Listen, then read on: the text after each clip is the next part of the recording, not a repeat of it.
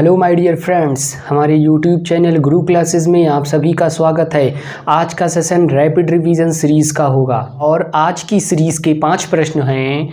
झीलों का बगीचा किसे कहा जाता है? अवमूल्यन कब हुआ? विटामिन सी के स्रोत कौन कौन से हैं? लखनऊ अधिवेशन कब हुआ? नियामक अधिनियम कब आया?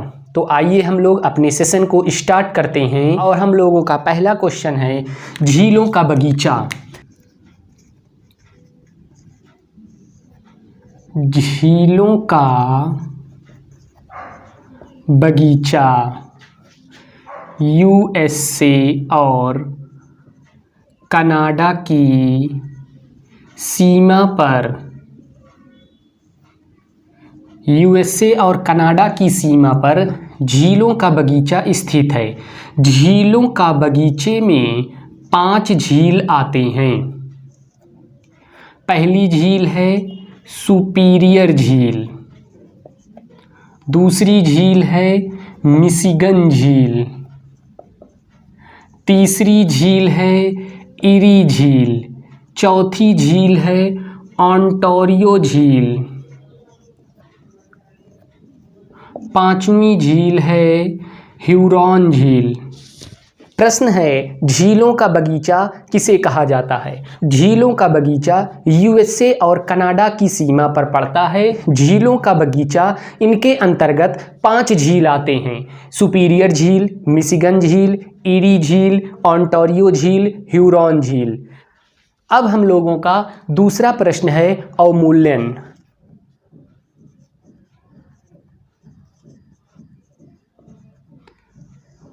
अवमूल्यन किसे कहते हैं? घरेलू मुद्रा की वैल्यू कम होना अवमूल्यन कहलाता है। अवमूल्यन में निर्यात सस्ते और आयात महंगे हो जाते हैं। अब तक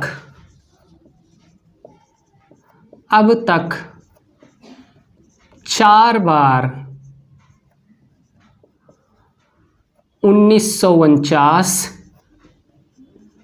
1966, 1991, 2 बार।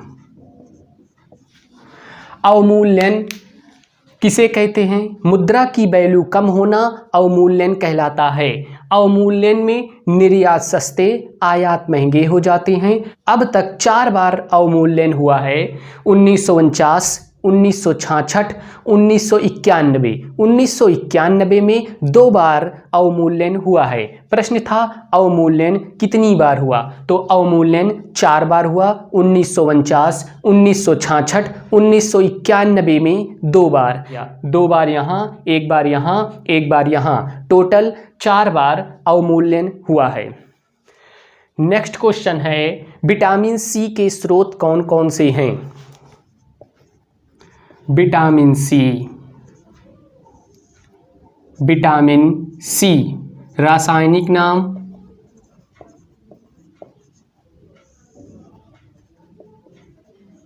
एस्कॉर्बिक एसिड या एस्कॉर्बिक अम्ल।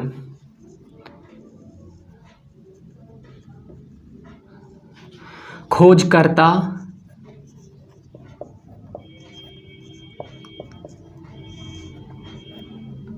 होलकर।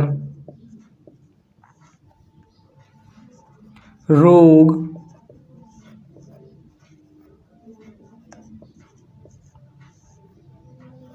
मसूड़े का फूलना, स्कर्वी। स्रोत आंवला,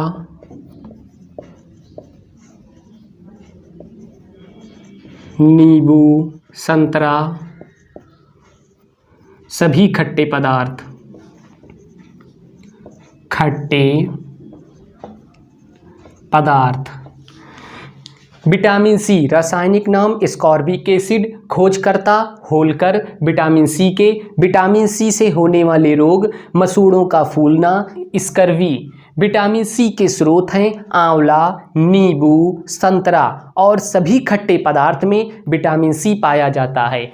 प्रश्न था विटामिन सी के स्रोत कौन कौन से हैं। विटामिन सी के स्रोत हैं आंवला, नींबू, संतरा, सभी खट्टे पदार्थों में विटामिन सी प्रचुर मात्रा में पाया जाता है। नेक्स्ट क्वेश्चन है लखनऊ अधिवेशन कब हुआ। लखनऊ अधिवेशन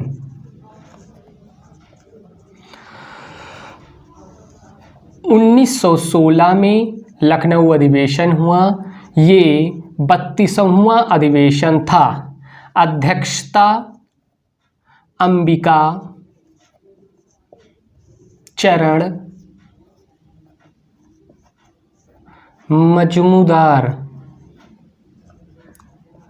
अंबिका चरण मजूमदार लखनऊ अधिवेशन की अध्यक्षता किए। गरम नरम दल एकता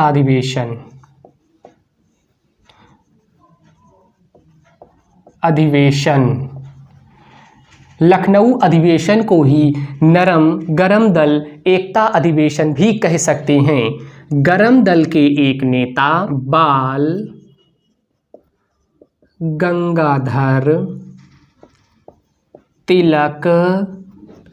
बाल गंगाधर तिलक जी ने नारा दिया स्वराज हमारा जन्म सिद्ध अधिकार है, मैं इसे लेकर रहूँगा। स्वराज हमारा जन्म सिद्ध अधिकार है, मैं इसे लेकर रहूँगा। यह नारा किस अधिवेशन में दिया गया? लखनऊ अधिवेशन में। अगला है लखनऊ अधिवेशन को ही कांग्रेस प्लस मुस्लिम लीग समझौता अधिनियम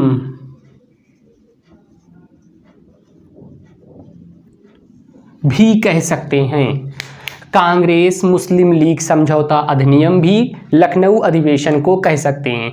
लखनऊ अधिवेशन 1916 में हुआ। कौन सा था? 32वां था। लखनऊ अधिवेशन के अध्यक्ष अंबिका चरण मजूमदार जी हैं।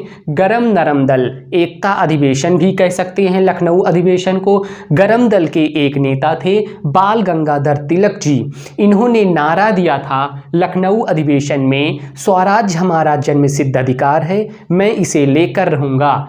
लखनऊ अधिवेशन को ही कांग्रेस मुस्लिम लीग समझौता अधिनियम भी कहा जा सकता है। प्रश्न हम लोगों का था लखनऊ अधिवेशन कब हुआ? 1916 में। नेक्स्ट एंड लास्ट क्वेश्चन, नियामक अधिनियम कब आया? तो आइए हम लोग देखते हैं। नियामक अधिनियम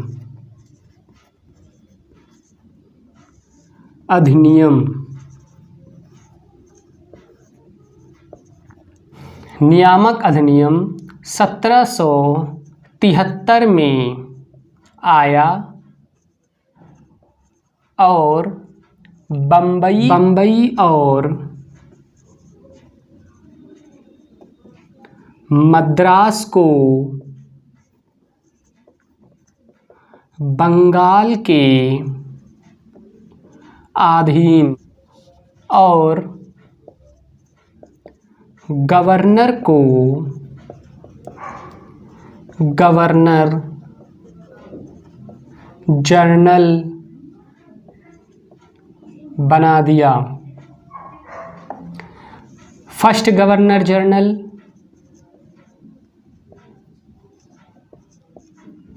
वॉरेन हेस्टिंग कार्यकाल 1774 से 1786। नियामक अधिनियम 1773 में आया। इसमें बम्बई और मद्रास को बंगाल के अधीन कर दिया गया। 1773 के नियामक अधिनियम में ही गवर्नर को गवर्नर जनरल बना दिया गया। First governor general Warren Hasting है। कार्यकाल है 1774 से 1786 ईस्वी तक। प्रश्न था नियामक अधिनियम कब आया? तो नियामक अधिनियम 1773 में आया। अगर आप लोगों को ये सेशन पसंद आया हो तो आप लोग वीडियो को लाइक, शेयर और चैनल को सब्सक्राइब करना ना भूलें। धन्यवाद।